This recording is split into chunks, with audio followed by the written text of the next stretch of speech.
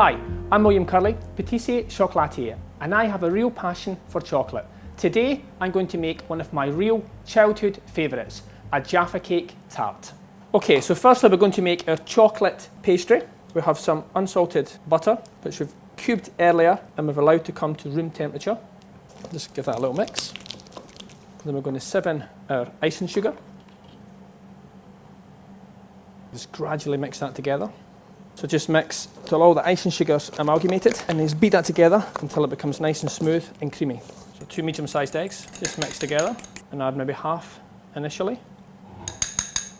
A little touch more. Final amount of egg to the mixture. We then add our salt and we start to add the flour. Even a little bit less if you wish. And this is where you don't want to overmix. So whereas early on you can give it a really good beat, this time you just want to gradually mix in the flour, folding it through. Once you've got the first half of the flour mixed through, just take it out the bowl. And the remainder of the flour, we sieve. We're now adding the cocoa powder, as well as the remainder of the flour to the mixture. And we're just gradually mixing that through. We're adding the final amount of cocoa powder now. Very high, deep, red cocoa powder, high quality, pure cacao. We're not using like a drinking chocolate. Just mix that through till the dough comes together. We just get our mixture onto the table and let's get all that flour and cocoa powder nice and just a little touch of flour on the surface. Mixed through the dough so it becomes nice and smooth.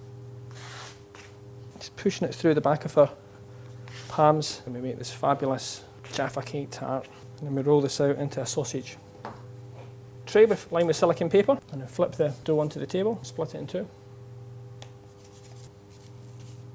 2 logs on the tray, silicone paper on the base, put some cling film over the top, and then we're going to put this in the fridge and allow it to rest. So our pastry's now been in the fridge for a good 2 hours.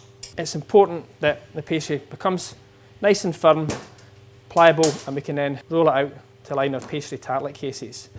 We'll just soften this up just a touch so it's easier to roll, approximately 3 millimeters in thickness.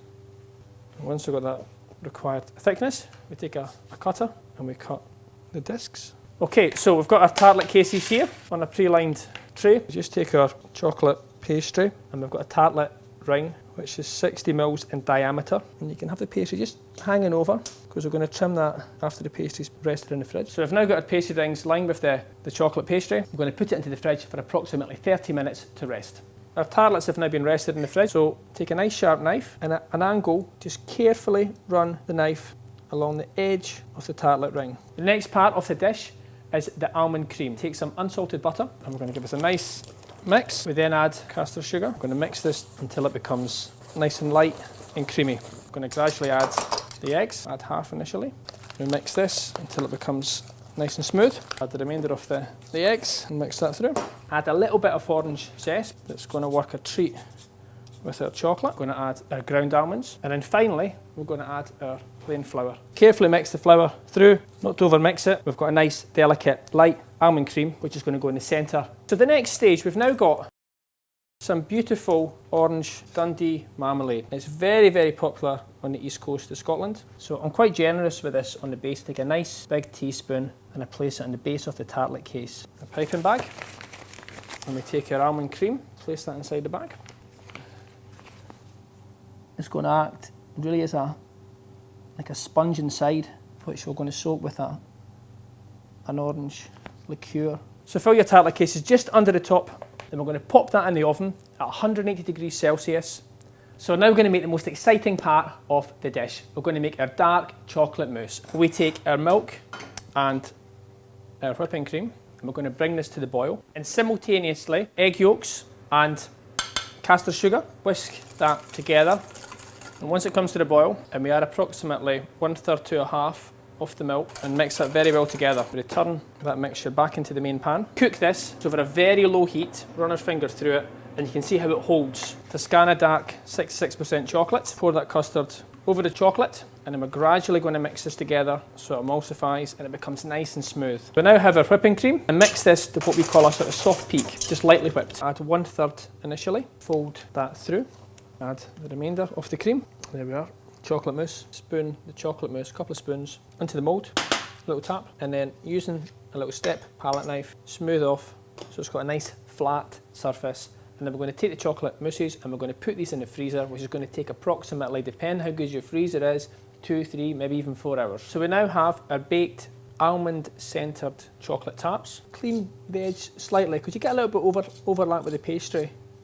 We've got an orange liqueur syrup and we're just going to liberally brush the syrup onto the almond sponge. We've now got our chocolate mousses that we made earlier. I'm just going to carefully dip it in the hot water, and as you can see that just beautifully comes out the mould. And we prepared our dark chocolate glaze a little bit earlier. Beautiful glossy shine.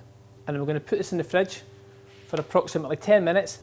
Lift the mousse off the rack and carefully place it on top of our tartlet case.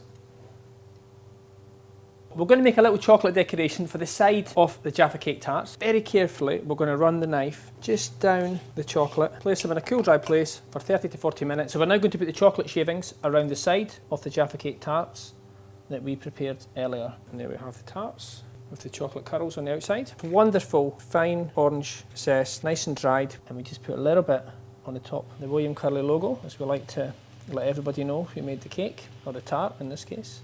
With a little chocolate stick, and then finally a little bit of gold leaf. Voila! There we are, the finished article.